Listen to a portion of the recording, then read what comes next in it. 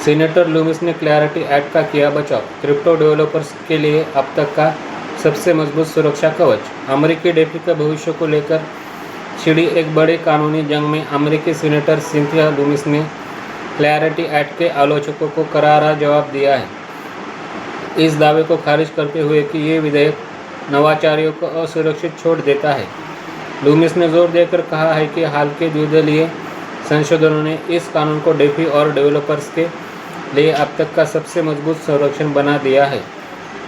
यह विवाद तब शुरू हुआ जब प्रमुख क्रिप्टो वकील जेक चेरेविंस्की ने चेतावनी दी कि वर्तमान ड्राफ्ट का टाइटल 3 अनजाने में इस उद्योग को पंगु बना सकता है।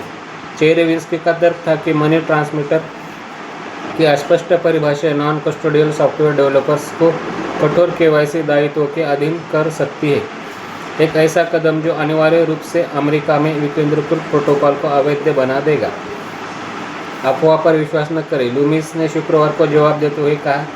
उन्होंने इस बात पर जोर दिया कि सीनेट बैंकिंग समिति ने ये सुनिश्चित करने के लिए हफ्तों तक भाषा को सुधारा है कि कोडर्स को वित्तीय संस्थानों के रूप में गलत वर्गीकृत न किया जाए।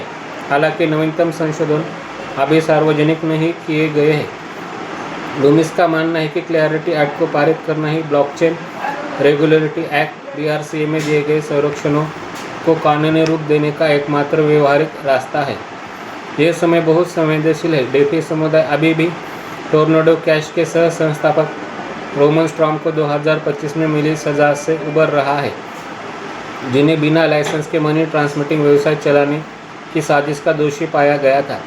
उस मामले ने एक डरावनी मिसाल कायम की, जिससे ये संकेत मिला कि केवल वह कोड लिखना जिसका उपयोग दूसरे लोग फंड ट्रांसफ़र के लिए करते हैं, जेल की सज़ा का कारण बन सकता है। चेरेविंस्की अभी भी सतर्क है।